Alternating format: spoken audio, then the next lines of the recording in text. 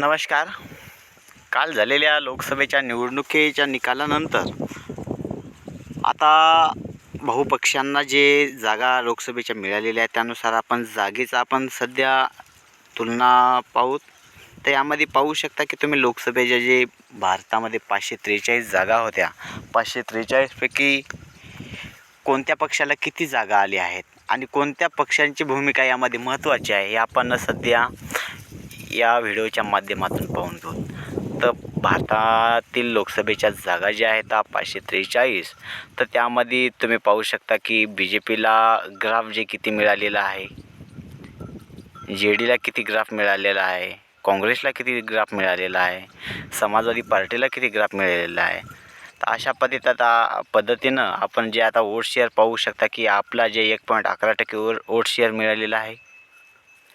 AIMIMला 0.22%, ADLला 0.13%. अशा पद्धतीनं party wise result पाहिले तर शिवसेना जे आहे, शिवसेनेला आपल्याला पाहू शकता की 7 जागा मिळालेल्या आहेत. लोकसभा झारखंड पार्टीला जे आहेत 5 जागा मिळालेल्या आहेत. युवाजना श्रमिका ऋतू काँग्रेस पार्टीला YSRCPला 4 जागा, RJDला 4 जागा, CPIला 4 जागा, IUMAला 3 जागा, आपला 3 जागा मिळालेल्या आहेत. आपच्या 3 जागा ज्या आहेत पंजाबमध्ये मिळालेला पाहायला मिळत आहे. झारखंड मुक्ती मोर्चाला त्याला JMM म्हणतात, 3 जागा मिळालेल्या आहेत. JNPला 2 जागा. तर अशा पद्धतीने तुम्ही पाहू शकता की इलेक्शन कमिशन जी ऑफिशियल वेबसाईट आहे ह्याच्या सर्व पक्षाच्या जी लोकसभेच्या जागा आहेत, कोण किती जिंकल्या याकडे अशा पद्धतीनं कोण जिंकल्या अशा पद्धतीनं दाखवलेले आहेत. तर पाहू शकता की जे अशा पद्धतीने जागा आहे मित्रांनो, तर हे दाखवलेले आहेत. तर याचा जे हे करता आपण आता वरी अशा पद्धतीनं स्क्रोल करू. SP मित्रांनो याच्यामध्ये सर्वात महत्त्वाची भूमिका जी बजावलेली आहे उत्तर प्रदेशमधून, जे BJPचे लोक म्हणत गेले की हे 2 जोडी क्या करेगी. हे 2 जोडी अर्थातच समाजवादी पार्टीचे सर्वस्वी अखिलेश यादव यांनी एकट्या समाजवादी पार्टीने 37 जागा जिंकलेल्या आहेत. काँग्रेस पार्टीनं भारतामध्ये 99 जागा जिंकलेल्या आहेत. तर 2014 आणि 19च्या तुलनेत अधिक प्रमाणात या बारीसह भारतीय काँग्रेस पार्टीला लीड करता आलेली आहे. आणि अशा पद्धतीनं पाहू शकतो की आपण एक सशक्त एक विरोधक म्हणून त्यांची सत्ता प्रबळ होताना दिसत आहे. भारतीय जनता पार्टीला 240, जे की या बारीस 400चा नारा देत होते, अब की बार 400 पार. तर अशा पद्धतीनं तुम्ही पाहू शकता की या बारीस भारतीय जनता पक्षाला 300सुद्धा पार झाले नाहीत. त्यांचा मित्रपक्ष आणि त्यांना मिळून 293 जागा त्यांना प्रस्थापित झाल्यात आणि जे काँग्रेसचं जे मित्रपक्ष आहे त्यांना 233 जागा अशा इतक्या जागेवर त्यांना समाधान मानावं लागलेलं आहे. तर तुम्ही पाहू शकता की पार्टी वाईज हे वोट शेअर होतं. तर आता आपण एक सर्वसामान्य मित्रांनो एक पडलेला प्रश्न आहे की आपल्या महाराष्ट्राच्या राजकारणातील लोकसभेच्या जागा किती प्रमाणात आल्या, कोणत्या पक्षाला किती आल्या, आता हे आपण थोडक्यात मित्रांनो या ठिकाणी पाहून घेऊ. तर या ठिकाणी जे आहे महाराष्ट्र सिलेक्ट केलेलं आहे आणि तुम्ही पाहू शकता की इंडियन नॅशनल काँग्रेस जे आहे यांनी महाराष्ट्रातील 48 पैकी 13 जागावर सर्वाधिक 13 जागावर बहुमताचा आकडा हे केलेला आहे आणि ते महाराष्ट्रातील सर्वात मोठा पक्ष निर्माण झालेला आहे. मित्रांनो 2019मध्ये महाराष्ट्रामध्ये 1 किंवा 2 जागाच होत्या आणि आता याबारीस इंडियन नॅशनल काँग्रेसनं 13 जागावर आपली जीत हासिल केलेली आहे. तर याचं सर्व श्रेय याचं राहुल गांधीला जातं की यामध्ये भारत जोडो यात्रा असेल, न्याय यात्रा असेल आणि त्यांचं जे संसदेमध्ये त्यांना जे त्याचं पदवी गेली होती त्याला आपण म्हणतो संसदेमधून त्यांना हाकलून दिलं होतं, त्याचं एक श्रेय असेल की जनतेनं कोणाकडे कौल दिलेला आहे आपल्यामध्ये दिसून येतं. तर भारतीय जनता पक्षाला 48 फक्त 9 जागावर थांबावं लागलेलं आहे. शिवसेना उद्धव बाळासाहेब ठाकरेला 9 जागावर समाधान मानावं लागलेलं आहे. राष्ट्रवादी काँग्रेस शरद पवार गटाला 8 जागा मिळालेल्या आहेत. याच्यामध्ये शिवसेना शिंदे गटाला 7, NCPला 1 जागा आणि INDला एक जागा अशा पद्धतीनं मिळालेलं आहे. तर तुम्ही याचं पार्टी वाईज रिझल्ट आहे अशा पद्धतीनं पाहू शकता. तर हे अशा पद्धतीनं 48 पैकी 30 जागावर जे आहे महायुतीला जागा मिळालेल्या आहेत आणि एकूण 17 जागावर जे आहे महाविकास आघाडीला एकूण 30 जागावर, तर महायुतीला 17 जागावर आणि एक अपेक्षा अशा पद्धतीनं जागा दिसत आहेत.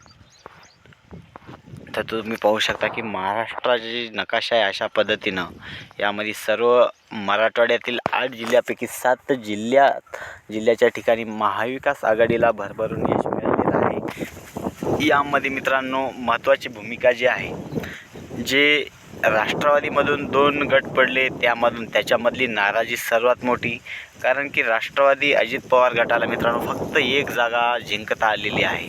तर त्यामध्ये बी तुम्ही पाहू शकता की ती बी नाराजी म्हणावं लागेल, की कारण जे पक्षाचे प्रमुख आहेत त्यांना श्रेय न देता त्याच पद्धतीनं जे शिंदे गटसुद्धा आहेत, शिवसेनामधून जी शिंदे गट बाहेर पडला त्यांनीसुद्धा इलेक्शन कमिशनला लिहून कळले की ही आमचीच गट आहे, हे आहे. पण आमच्या सर्वसामान्यांना माहीत आहे की मित्रांनो हे कोणाचा गट आहे. उद्धव ठाकरे, बाळासाहेब ठाकरे अशा पद्धतीनं जे यांनी सत्ता संघर्ष महाराष्ट्रामध्ये सुरू केला होता, त्यामध्ये शिंदे गटाला 7 जागा बऱ्यापैकी मिळालेल्या दिसतात. पण जे मागच्या वर्षी त्यांनी जे 40 आमदार आणि 21-22 खासदार निवडून तिकडं पळून नेले होते, त्यापैकी त्याच्या तुलनेमध्ये काहीच नाही मित्रांनो. तर तुम्ही अशा पद्धतीनं पाहू शकता महाराष्ट्राच्या राजकारणामध्ये खूप मोठा जे बॉम्बस्फोट झालेला आहे ते जरांगे फॅक्टर मोठा बॉम्बस्फोट ठरलेला आहे. कारण की जरांगे फॅक्टरमुळं मी मित्रांनो छाती ठोकपणे सांगू शकतो की मराठवाड्यातल्या 7 जागेवर जरांगे फॅक्टर मोठ्या प्रमाणात यशस्वी झाल्याचं दिसत आहे आणि पश्चिम महाराष्ट्रातसुद्धा याचा मोठा रिझल्ट पाहायला मिळत आहे. तर अशामध्ये आपण दुसरी एक महत्त्वाची बाब पाहू शकतो की जे वंचितचे सर्व अध्यक्ष होते प्रकाश आंबेडकर यांनी अगोदर जे महायुतीला जे प्रस्ताव दिला होता, अगोदर काय म्हणले 12-12चा सर्व 4 पक्षांनी 12-12-12 असे मिळून 48 जागाचं निवडू. त्यानंतर त्यांना नकार आला महायुतीच्या नेत्याकडून. नंतर मित्रांनो काही तडजोड करता सर्व पक्षाकडून एक जागा मिळून अशा पद्धतीने 5 ते 6 जागा लोकसभेच्या वंचितला देण्याचा प्रस्ताव काँग्रेसनं मान्य केला होता. पण वंचितचे सर्व अध्यक्ष प्रकाश आंबेडकर यांनी नकार दिला आणि स्वतंत्र आम्ही निवडणुका लढू असं त्यांनी जाहीर सांगितलं. आणि जे आहे तर लोकसभेची जी अकोल्याची जागा आहे त्यांनी तिथून निवडणूक लढवली आणि महाराष्ट्राच्या 48 पैकी त्यांनी जे आहे 35 ते 36 कॅन्डिडेट आणि काही काँग्रेसच्या उमेदवारांना बिनशर्त पाठिंबा दिला होता. तर 35 ते 36 कॅन्डिडेट उतरून तरी त्यांना लोकसभेमध्ये एकसुद्धा जागा जिंकता आलेली नाही आहे. तर त्यांचाच अकोल्याचा जर विचार केला तर अकोल्याच्या जागेतून मित्रांनो काँग्रेसनं उमेदवार उतरला होता. भाजपचा तर होताच, पण काँग्रेसनं जे वंचितनं नागपूर असो, कोल्हापूरचे शाहू महाराज असो, नागपूरमधून ठाकरे असो, त्यांना बिनशर्त पाठिंबा दिला होता. पण काँग्रेसवाल्याची एक मोठी चूक झाली की त्यांनी अकोल्यामध्ये उमेदवार नाही द्यायला पाहिजे, त्यांनी प्रकाश आंबेडकरच्या सीटला मदत करायला पाहिजे होती. पण अशा पद्धतीनं जे राजकारण घडलं आणि त्यामध्ये जे आता मला तरी वाटत नाही की लोकसभेला जे वंचितला ऑफर दिली होती ते येणाऱ्या 288 पैकी विधानसभेला वंचितला ही ऑफर कदाचित महाविकास आघाडी देतील म्हणूनच.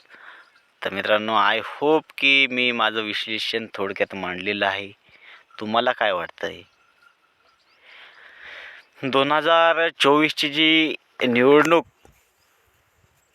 संविधान बचावच्या याच्यावर चालली, संविधान बदलतील या मुद्द्यावर निवडून आली, रोजगार असेल, महंगाई असेल या मुद्द्यावर निवडणूक लढवली, 2 जातीमधील तेढ असेल, जातीमध्ये भांडणे लावण्याचा प्रयत्न करत असतील या मुद्द्यावर निवडणूक लढवली. खरंच या निवडणुकीमध्ये जे आता भाजप जे दावा करत आहे आम्ही सत्ता प्रस्थापित करू, पण त्यांनाही शक्य होत नाही सध्या, की नितीश कुमार चार वेळा इकडून तिकडून गेलेले आणि जे चंद्रबाबू नायडू यांच्याकडे काय 10-12 सीट आहेत आणि नितीश कुमारकडे 10-12 सीट आहेत. खरंच ते सत्ता कोण प्रस्थापित करतं याकडे आता सर्वांचं लक्ष मित्रांनो लागलेलं आहे जवळपास. तर पाहून घेऊ काय होतंय काय नाही, आणि येणाऱ्या नक्कीच व्हिडिओमध्ये आपण त्याच्याविषयी सविस्तर माहिती घेऊ. खरंच काय वाटते तुम्हाला, कोण सत्ता स्थापन केलं, पंतप्रधान पदाचे दावेदार कोण होतील? एक काँग्रेस होईल का बी जे पीचे? आता आपल्याला याच्यामध्ये चित किंवा पट दोनच बाजू विचारात घ्यायच्या आहेत, एक काँग्रेस किंवा बी जे पी. तर याच्यामध्ये मोठी ऑफर जर नितीश कुमार आणि चंद्रबाबू नायडू जर यांनी बिनशर्त पाठिंबा इकडं इंडिया आघाडीला दिला, तर मित्रांनो नक्कीच हे पंतप्रधान पदाचे दावेदार एकूण होतील, आणि तिकून जर राहिले तर बी जे पीचा आता पुन्हा सत्तेत येईल. तर आय होप तुम्हाला सर्व माहिती समजलेली असेल. तर हे व्हिडिओ कशा पद्धतीनं वाटला, महाराष्ट्राच्या राजकारणामधील सर्वात तगडी टक्कर कोणत्या जिल्ह्यात झाली, हे आम्हाला नक्की कमेंट बॉक्समध्ये नक्की लिहून कळवा. तर अशाच व्हिडिओसाठी आमच्या चॅनलला नक्की सबस्क्राईब करा. मित्रांनो आय होप तुम्हाला सर्व माहिती समजली असेल. आपण इथं थांबू. धन्यवाद. जय महाराष्ट्र.